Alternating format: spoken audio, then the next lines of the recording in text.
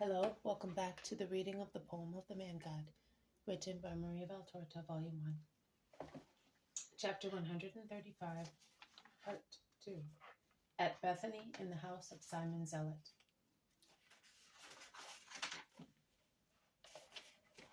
Jesus speaks. They have already found it. I have already done more than what is necessary. I have spoken to Romans, to prostitutes. Yes, to prostitutes, Lazarus. One of them, do not look at me so frightened.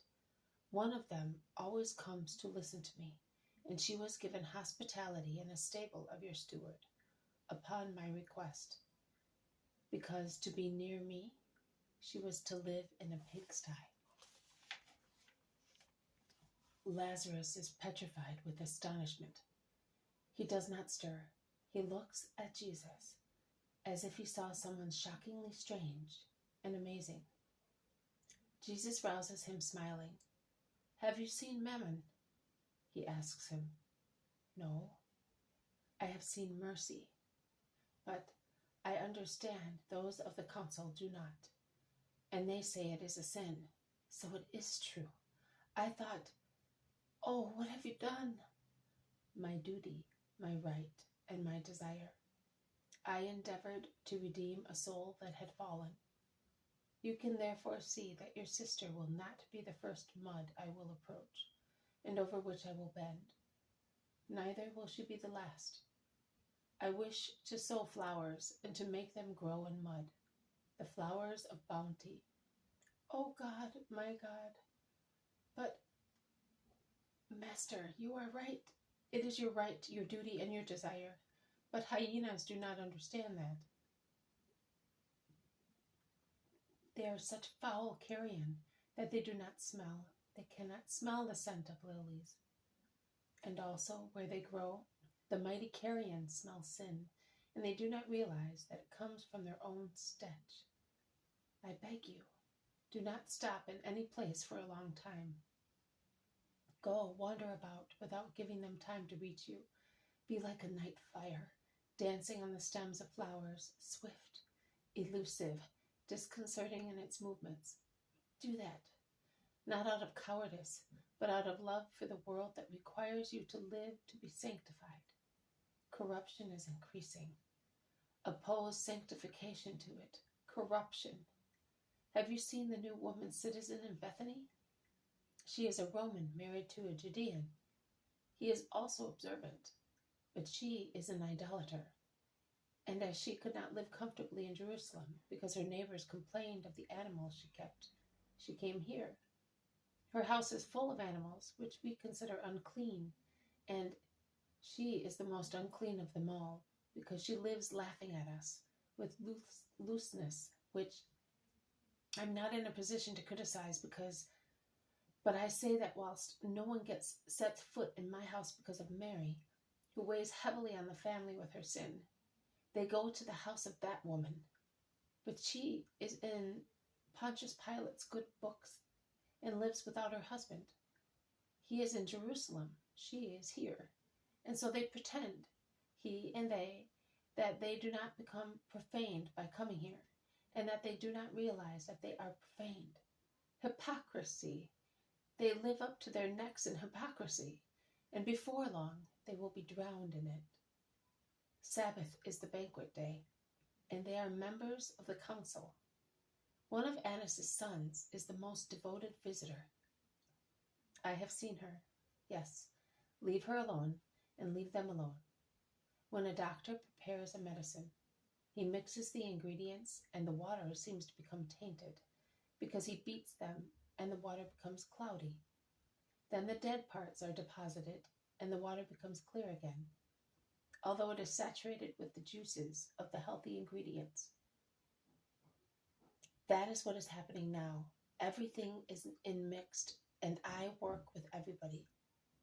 Then the dead parts will be deposited and thrown away, and the living ones will remain active in the great sea of the people of Jesus Christ.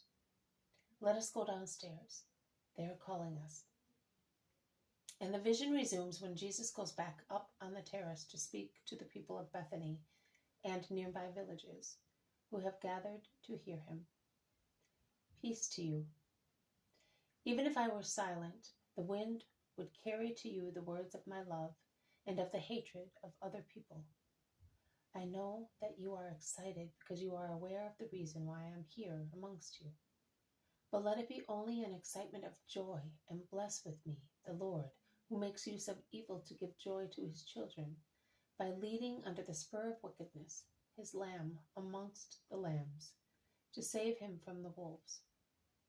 See how good the Lord is?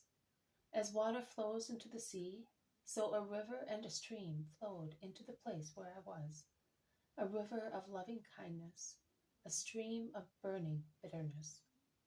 The former was the love of you all, from Lazarus and Martha to the last inhabitant in the village. The latter was the unfair hatred of those who, not being able to reach the good which calls them, accuse the good of being evil.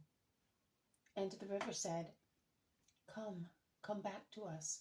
May our waves surround, isolate, and defend you. May they give you what the world denies you. The wicked stream hissed threats and wanted to kill with its poison. But what is a stream when it is compared with a river? And what when compared with the sea? Nothing. And the poison of the stream was reduced to nothing, because the river of your love overwhelmed it. And only the good kindness of your love flowed into the sea of my love. Nay, it did a good turn. It brought me back to you. Let us bless the Most High Lord for it. Jesus' powerful voice rings out through the calm, silent air. Jesus, bright in the sunshine, waves and smiles from the terrace. On the ground, the people listen to him blissfully, a flourish of faces raised towards him and smiling at the harmony of his voice. Lazarus is near Jesus with Simon and John. The others are scattered amongst the crowd. Also Martha goes upstairs and sits down on the floor at Jesus' feet, looking towards her house, visible beyond the orchard. The world belongs to bad people, paradise to good people. That is the truth and the promise. May your certain strength rest upon such promise. The world passes, paradise does not. If by being good you gain it, you will enjoy it forever. So why get upset at what bad people do? Do you remember Job's lamentations? They are the eternal lamentations of those who are good and oppressed, because the flesh moans, but it should not moan. And the more it is trampled on, the more it should raise the wings of its soul in the jubilation of the Lord. Do you think that those are happy who appear to be happy? Because by legal means, and even more by illegal ones, they have opulent granaries, vats full to the brim, and jars overflowing with oil? No, they taste the blood and tears of other people in all their meals, and their beds seem to be bristling with thorns, so much they feel remorse. They rob the poor and despoil orphans. They rob their neighbors to hoard goods. They oppress whoever is inferior to them in power and in wickedness. It does not matter. Never mind. Their kingdom is of this world. But what will be left at their death? Nothing.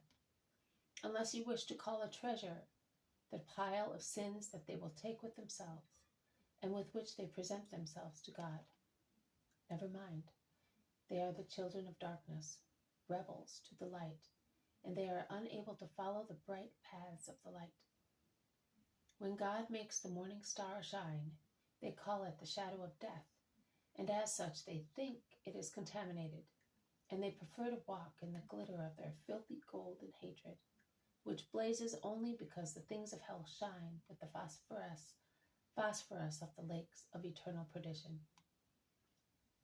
My sister, Jesus. Oh, Lazarus sees Mary stealing behind a hedge of his orchard to come as close as possible.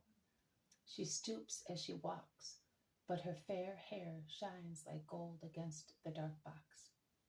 Martha is about to get up, but Jesus presses his hand on her head, and she is compelled to stay where she is. Jesus speaks louder. What shall we say of those unhappy people? God gave them time to do penance, but they misuse it in order to sin. But God does not lose sight of them, even if he seems to. And the moment comes when, either because the love of God pierces their hard hearts as a thunderbolt penetrates a rock, or because the total mass of crimes carries the wave of their filth right into their throats and nostrils, and they are disgusted. At last, they are disgusted with that taste and that stench which are nauseating also to other people and fill their own hearts. The moment comes when they loathe it, and a feeling desiring good roots in their hearts.